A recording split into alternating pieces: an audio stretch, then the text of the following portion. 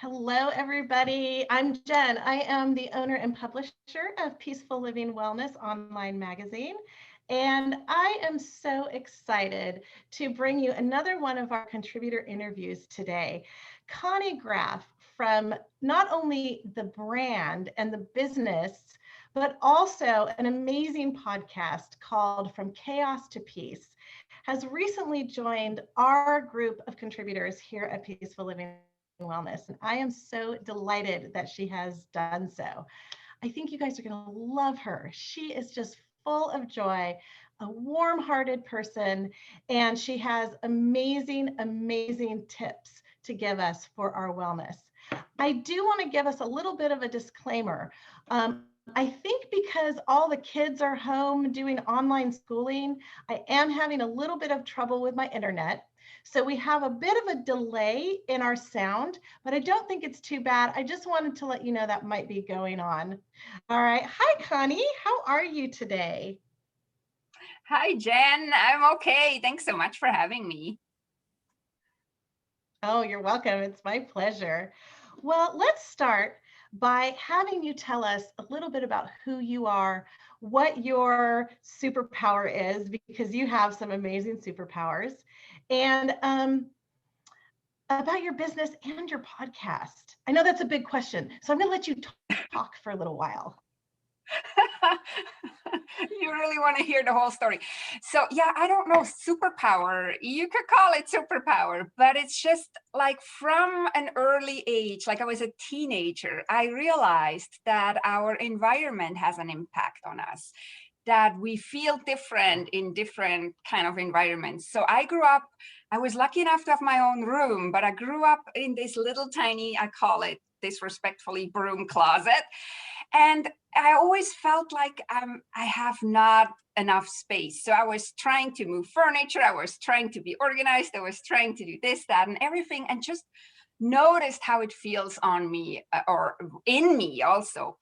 And so that's what I do now. I help people declutter and get organized, but not from this rigid point of, oh, you need to be organized and everything needs to be in its place and everything, but more like, how do you feel in your environment? How do you feel in your home? How do you feel in your office? Is it supporting you? Is it supporting what you want to achieve in your life or in your business? Or is it stressing you out because you can't find anything, or because everything is piled up everywhere, or because everything is a mess, or it's visually unpleasant and you're constantly thinking, oh, I have no time to fix that, and it's impacting you.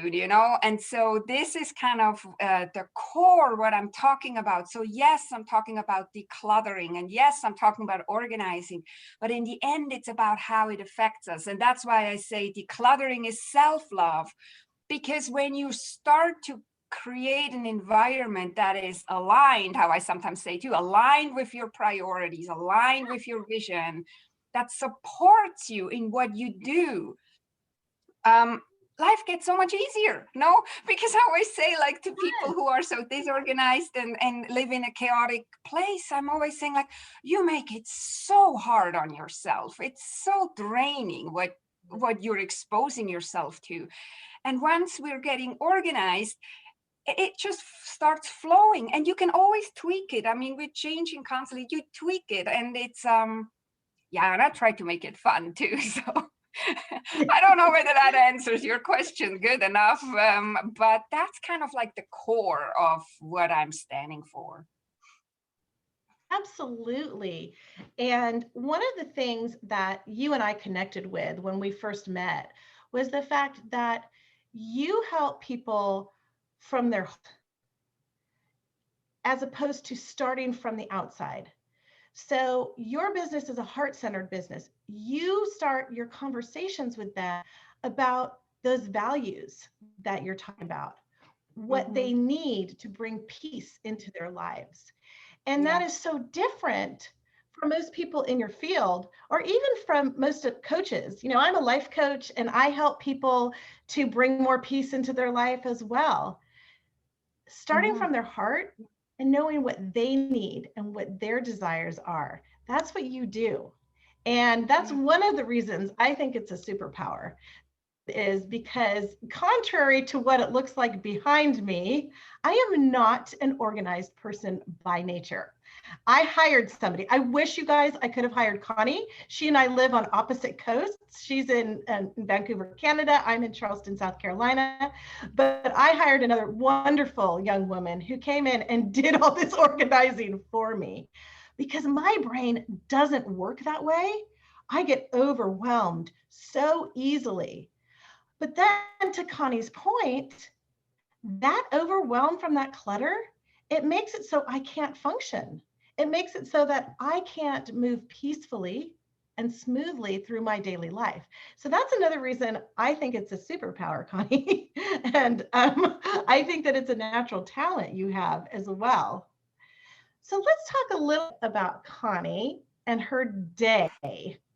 Because at Peaceful Living Wellness, we are all about what I call practical magic. What are those practical things that can help our readers to have more peace throughout their day? So I always ask in these interviews, how do you start your day? How do you get up and get started on that peaceful note? Yeah, so I love not having to get up with an alarm, but I kind of set an alarm at a certain time when I wanted to get up the latest kind of thing. But I usually wake up before that, and then I enjoy taking my time, and I start with a meditation. I use a meditation app, and I do a 10-minute meditation just to kind of arrive from the dream world in the other dream world, or in the real world, or however you want to call it. And it also helps me like to check in with me. So how do I feel today, and like mentally and physically and all that. And then I get up and I have my very first coffee, because without coffee, Connie doesn't function. And then I do read some. Yeah, I mean, I could function. I have to say, I had phases where I didn't drink coffee, but I just enjoy a coffee. So I enjoy a coffee with my book, and I read a little bit. And then, because I live on acreage and I have animals, I go out and feed the animals. So I go and connect with nature. And so I have horses, and I have chickens, and I have ducks, and I have dogs. And so I go out and feed everybody and take a quick walk along the fence line to make sure the fence is okay so the horses can't get out. And yeah, and then I come in and have my second cup of coffee, and I start my day basically. So this routine came out of kind of necessity. But before, like, I just want to give an example. So before, I was more in tune with myself. I would jump up out of bed and maybe have a cup of coffee, because coffee has to be, but then I would run out and feed the animals. And now I do first a meditation, then I do something for myself, I read something, or sometimes I journal, and then I go feed the animals. So I kind of look after myself first, eating my own medicine. Yeah. I love that. I love that. And I love that not only because you are caring for yourself first before your animals, and you love your animals, right? But because yeah, of course. we can also translate that to people. In my coaching practice, and many of our readers, they are moms. They're working moms, and they get up out of bed and they hit the busy. And they start right in on caring for those kids, caring for those animals. I mean, I even do that. I get up, and first thing I do is I go down and feed the animals. I don't have horses, unfortunately. I wish I did. The closest I come to farm animals is I have a house rabbit who might hop out behind us if we're lucky. He's back in the corner of my office right now.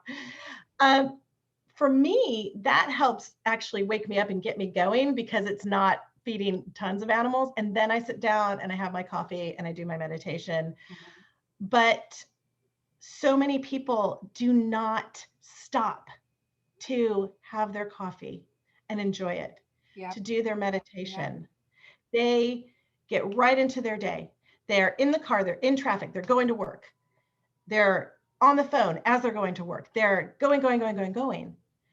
And to me, that is actually the definition of chaos.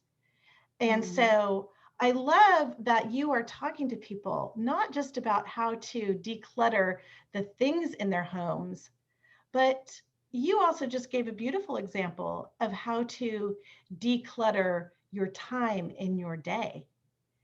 And I think that is magical for people. So, what would be the number one tip? And I know I throw people with this question sometimes because they don't want to have just one. So, you can have more tips if you want, but start with one. What would be the number one tip you give to people to help to declutter their day? Well, my I always get resistance, but my number one tip is a few minutes a day keeps the chaos away. So it's basically what most people try to do, and what some organizers and declutter experts also advise to do, is like they're trying to do way too much. Like some people, like I had somebody who came and said she wanted to declutter her clothes, and she pulled everything out of her closet and piled it up on her bed. And it was this huge mountain of clothes, and she got completely overwhelmed. And I said, oh my God, I mean, I wouldn't want, I don't have a lot of clothes, but I wouldn't want to do that. So I always say, like, start small. You also have to train your decluttering muscle first a little bit. I mean, it's you wouldn't want to run a marathon tomorrow without any training. So it's kind of like a few minutes a day keeps the chaos away. So start with small things. And coming back to the morning routine, you said that you get up and you feed the animals and then you do your meditation. And I think this work, if that works for you, perfect, that's awesome. For me, that doesn't work. The minute I'm out of bed and up, you probably can't get me to meditate anymore. So I had to figure out that I need to meditate before I even get up and do anything. Because otherwise it's not going to happen. And so this is where I'm saying, if you start small too, and you pay attention, what I said in the very, very beginning, how the environment feels to you, and then start making changes there a few minutes a day, and then check in with you again, you get way further, because it may go slower. In your brain, you may think it goes slower, but if you do this big thing, and then you haven't changed anything in your daily habits or in your daily routines, then everything just creeps back in. And then you have to start from scratch again, and you're not making any progress. It's like you're going up, then you fall down, you're going up and you fall down. But over time, you're never on a different point, because it's so exhausting, you know?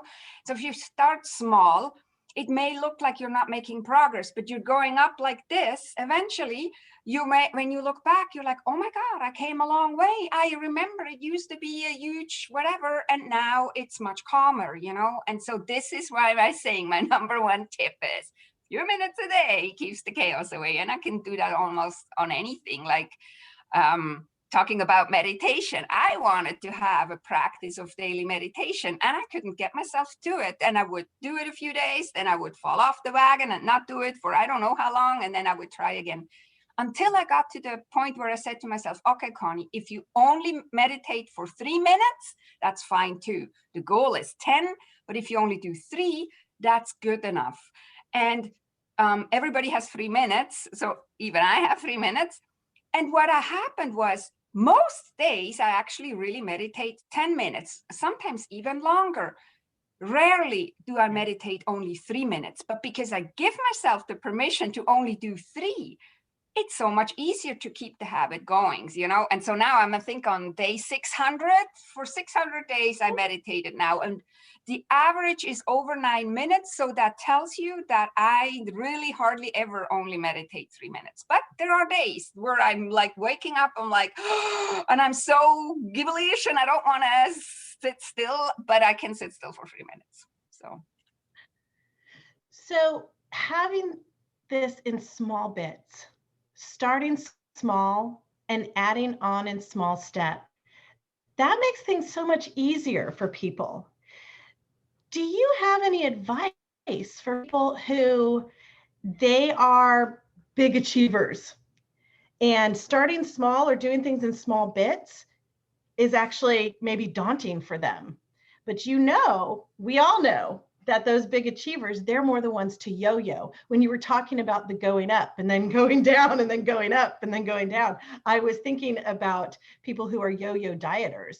We know that people who do this weight loss and then they stop their diet and then they gain, and that is a habit people get in. So I feel like there are also people who get into that with their lifestyle choices, their busy choices. When you have a client who does that thing where she brings out all the clothes onto the bed, how do you talk to them about breaking this down into smaller pieces? Yeah, it is hard with high achievers, because just like you said, they wanna make progress faster. It's also, everybody constantly looks for the magic wand or the magic pill, or that it just disappears without them having to do it. So what I try to do, and it's sometimes very individual, as you know, as a life coach, we can't just put the same system over every person, so it's very individualized. But what I often do is I go and see whether I can get their competitiveness with themselves out, so that, like, you can be a high achiever by knowing that I'm very proud that I meditated for 600 days in a row, you know? But I mean, it's just a little tiny thing in my day, but it makes a big difference. But so get them on, okay, high achiever, become a high achiever and being consistent. So find every day, for example, with decluttering, I make sure every night before I go to bed, my kitchen is cleaned up, so that in the morning, decluttering is self-love, I don't have to come and look at dirty dishes before I even had my first coffee. I mean, this is just something that I noticed about myself. If I get up and I come in the kitchen and it's a huge mess, like, my energy sinks. It tanks. It's like, and then I have to clean up first the mess from yesterday or whatever, how long it's from whenever the dishes are from. That's not how I want to start my day. So if I can get the people to recognize what actually bothers them, and then get them to do a habit, and their competitiveness and achievement muscle goes into being consistent, and they can grow there. You can say, okay, I do this one little habit. Once I've done this one for a week consistently, or 2 weeks, I add something to it, and I'm trying to achieve it that way, you know, instead of like going up the wall like this and then crashing because you can't keep up with it. We're going like up the stairs. So but again, it's very individual. So then that's when I sometimes use astrology. If the person is open to that, I kind of look into their chart and see a little bit, where can I get them? Because the chart can give me some idea, where can I get this person to commit, or is she competitive, with herself? Can I give her little challenges, or is it more that she needs more self-love and less speeding up? And yeah, so it becomes very personal. I am really glad you mentioned that. I think this is one of the most interesting aspects of your business and your methodology within your business.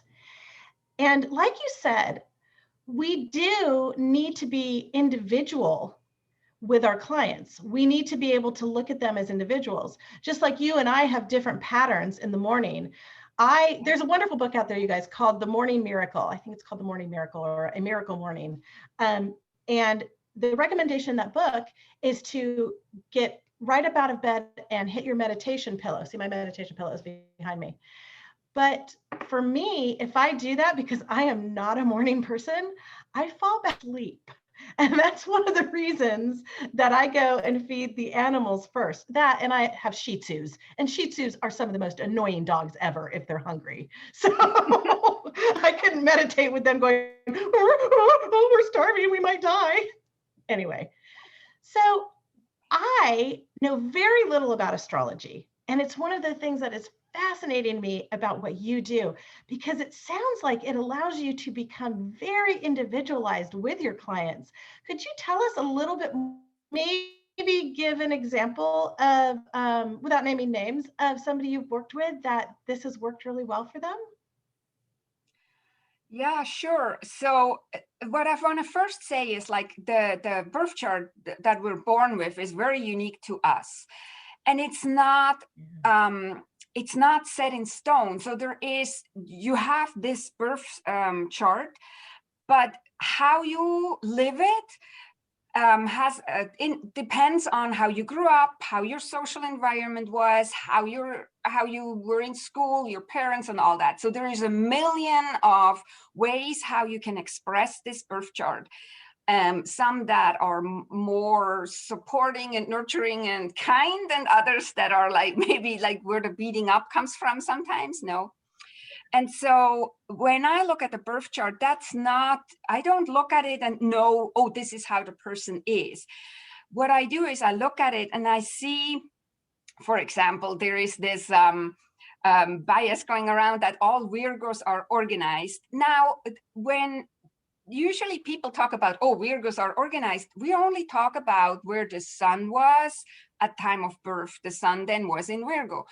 But we have 10 planets, 12 houses, and all kinds of combinations and signs and everything. So you don't need to be a Virgo to be organized. I'm not a Virgo whatsoever. Like I don't even really have much Virgo in my chart, but I've still been organized. So that's kind of the first thing that I want to say. It's a longer discussion.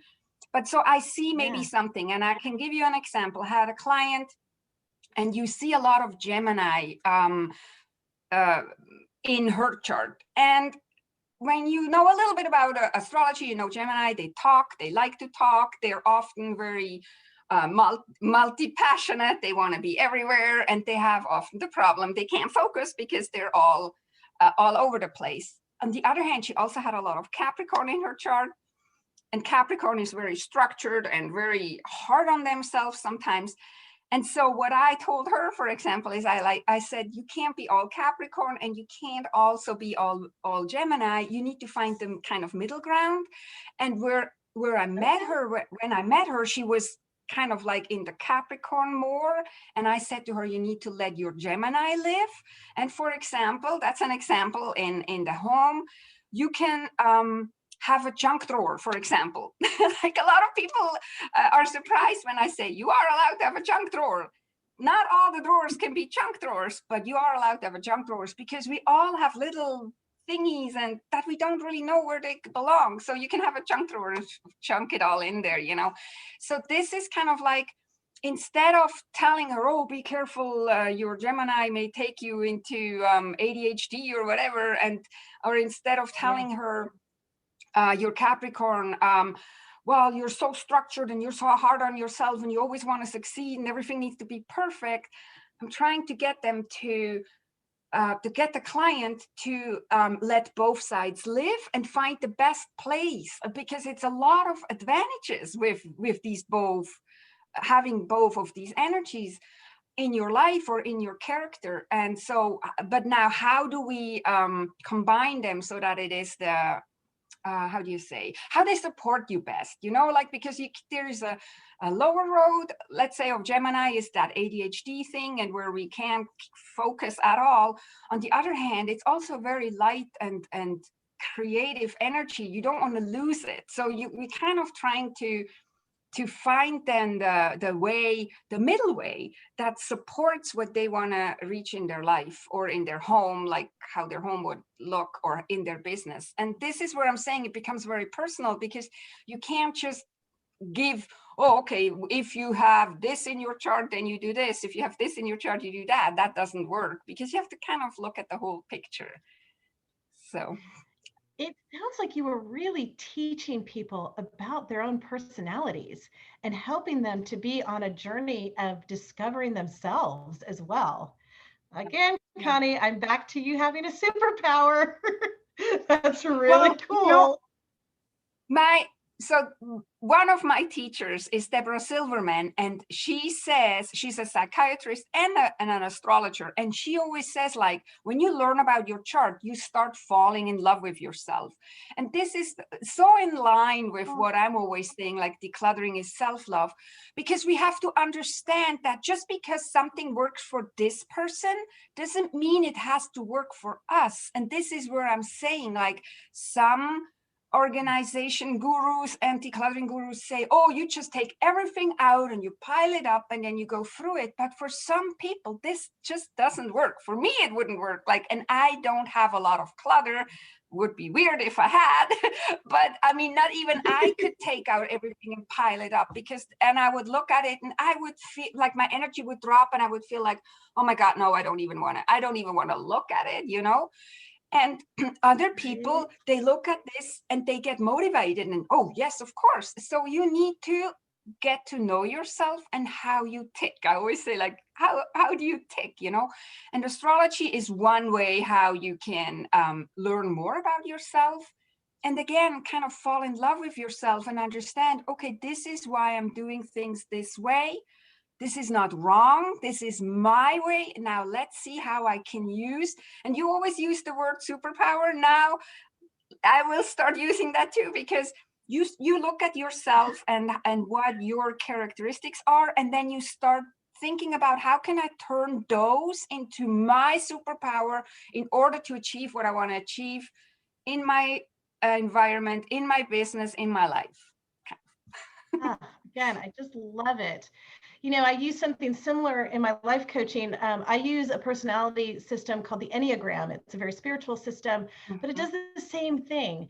And now my brain is going, and I'm like, and now I can have my clients work with Connie, and she can do their charts, and we can work together.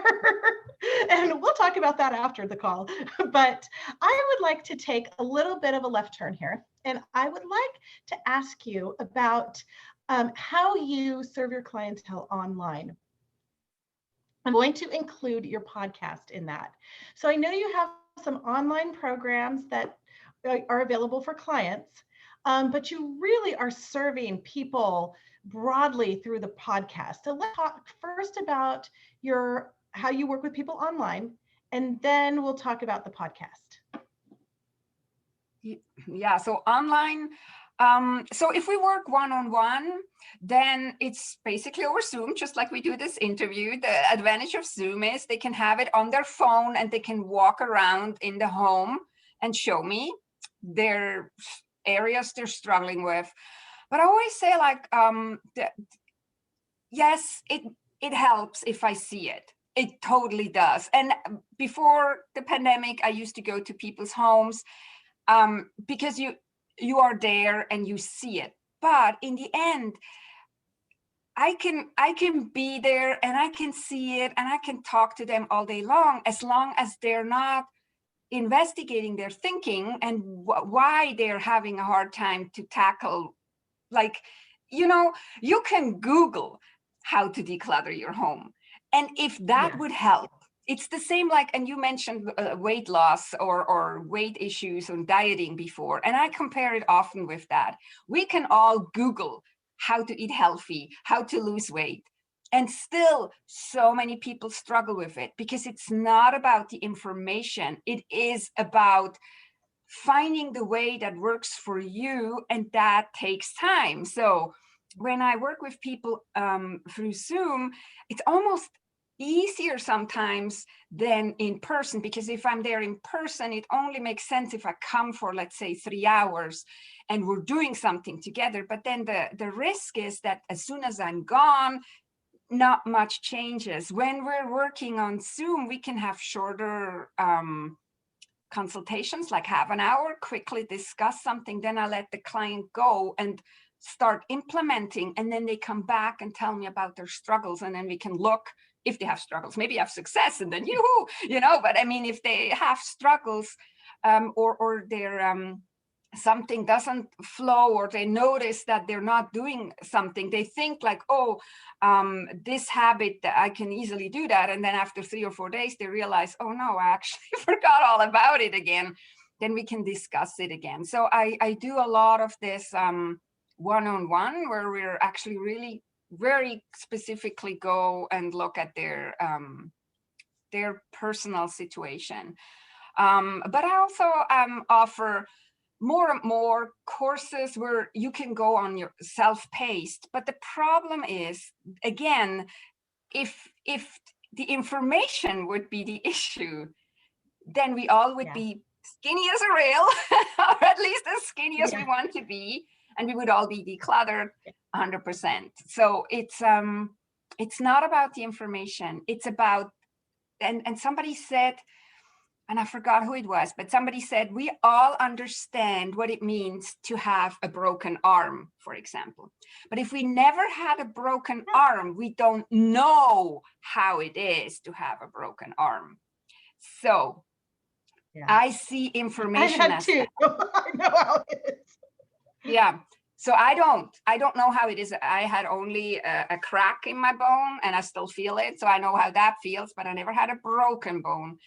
But that's how I understand information. The information, we may understand it, but if we're not finding a way how to take this information and find a way how it works in our life, how we tick, we don't know it, and we don't know whether it works. So sometimes I have to push clients to do something that they think like, oh no, I don't want to do that. That makes no sense. Like, start small, a few minutes a day.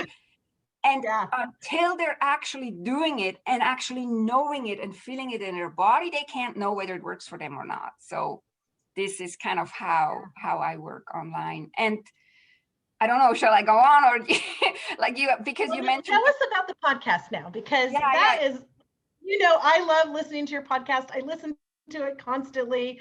So it's one of my main forms, information and entertainment, keeps me on my bicycle as I'm doing my exercise, speaking of exercise and weight loss and whatnot. Would love for you to share about your podcast with I just wanted to say, so the podcast is actually there to show people that there is way more to clutter than what we think. Most people just think, oh, it's just the things you have in your home, but there's so much more to clutter than just that. So that's the one purpose of the podcast. And then the other one is to inspire people to think outside their box, move out of their comfort zone, do something, move, because clutter can keep you stuck. I always say, like, everything that is in your life has an energetic connection to you. And the more you have, the heavier this connection is going to be. That's why so many people always say, like, oh, after I organized or straightened my house or decluttered, I felt so much lighter, because you feel that release of that energetic connection to some of the items that you let go. So that's kind of what I'm talking. And so I'm talking broad on a podcast just to tell people, and I always joke and say, I can find a connection to decluttering in any topic that you present me. and it's so funny, but it is like that. And then most people think like, now she has this topic. What would that have to do with clutter? And then just wait for me, because I find a connection. Because we have mental clutter, we have emotional clutter, we have spiritual clutter, we have digital clutter, we have physical clutter, we have so many different things of clutter. And then just to be with clutter, one of the categories of clutter that a lot of people don't understand and that a lot of suffer from is anything that is unfinished, all these loose ties that we haven't finished that weigh so hard on us, or to-do lists that are 10 million pages long and nothing gets done. This is all also clutter. So the podcast is here to not overwhelm you that everything almost is clutter in your life, but more like giving you ideas where you also can start decluttering your life. There's so many more areas in your life where you can start decluttering rather than just going into your basement and trying to create order out of chaos. Yeah. Well, and what I'd like to add on to that, everyone, is that Connie has guests on from all over the world, and they do talk about all sorts of different topics. It's one of those podcasts where you really can learn something new about something new in almost every episode. And yet she does draw that together into this with this golden thread of decluttering. And not just about decluttering, but for me, because my whole business, my whole life is a pursuit of peace, but about bringing more peace into your life. Yeah. And that's one of the reasons I love, love, love her podcasts. So I also want to encourage you to go on to peacefullivingwellness.com, which is, of course, this platform where you can find all of my interviews with Connie, where I am a guest on her podcast, but also go on to conniegraf.com and just look on Spotify, Apple Podcasts, Stitcher, your different podcast platforms, and find the From Chaos to Peace podcast, because again, you are going to love this. So Connie, I have one last question that I ask all of my guests, and that is, do you have a guilty pleasure that is maybe not so wellness oriented? A guilty pleasure that is not wellness oriented. Well, coffee sometimes. No, I think I sometimes drink a little bit too much coffee. And then coming from Switzerland, chocolate is for sure a vice of mine. Yeah, but yeah, I'm for sure not perfect. It depends what you all identify as not so wellness oriented. But if we want to go with clutter, so the reason why I always say on my podcast too, all clutter starts in your head, is because I have still a lot of mental clutter. And if I'm not careful, I can start beating myself up, which has nothing to do with self-love or wellness. So that might be the one that you're looking for. Oh, you know what? I'm not looking for anything in particular. But that's beautiful, because almost everybody answers with something about food or wine. It's usually chocolate and wine. And sometimes I guess they say, well, I might like to eat dark chocolate and have a glass of red wine while watching reality TV. So the funny thing is like you said, all of these things are not bad for you in moderation, right? Exactly. So coffee is actually good for you in moderation. Red wine, as long as you don't have an addiction disease, is good for you in moderation. Chocolate, especially Swiss chocolate, it's good for you in moderation. And even some reality TV, because it gives you your brain some time to relax and just have fun. So I love the fact that everybody comes up with these things that they think are not wellness oriented, but they really are okay. But you're the first person who has come up with, you know what? Yeah, even though I am a person who declutters, that sometimes I can get mental clutter too. And just like I am a coach who find more peace in their lives, I do this because I have anxiety. And so I have been on a lifelong quest to heal my own anxiety. And that is, again, maybe having the anxiety in the first place is not so wellness oriented. But like you said, it's about what we do with it. And that's where the wellness. And I want to just quickly speak to that, because like you said in the beginning that I have a superpower, and I may have the superpower to know how to keep my physical environment really organized without any effort. And I literally say without effort, that's just that way. But the reason why I'm equipped to help people is because everything starts in the mind, and I know of the mental clutter, and you can help your clients because you know of your anxiety, and you're maybe a little bit further ahead on their path. And I always feel like it's like spiral. New level, new devil, somebody said once. And even if you make progress, and you probably have that too in your anxiety journey, even when we make progress, sometimes we fall back, or sometimes we come again to a point that we have to really work on to get back to peace. And that's where I'm also. And so, but this makes us human, first of all. And to talk about self-love and peace, it makes us human. If we wouldn't be that way, we would be machines or robots, and we're not, we're humans. So we all have that. But we we can still help our clients because we know we have been there, but we're now a little bit further and we want to help them to come along and also move forward. And we can do it from a place of our hearts and empathy. Yes. I think that makes a Yes. huge difference. Well, Connie, Yeah. thank you so much for spending this time with me today. And you guys, Connie and I, we cannot wait until we actually get to meet in person. Yes. It'll come sometime in the hopefully near future when things get back to normal after this horrible virus goes away. But I am so grateful to be able to connect with this beautiful woman through Zoom.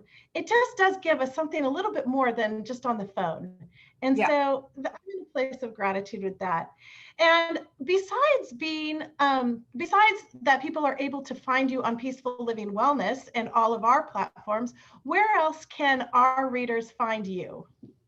Yeah, so you mentioned already my website, which is connygraf.com, ConnyGraf.com. I write Connie with a Y, trips up most North Americans.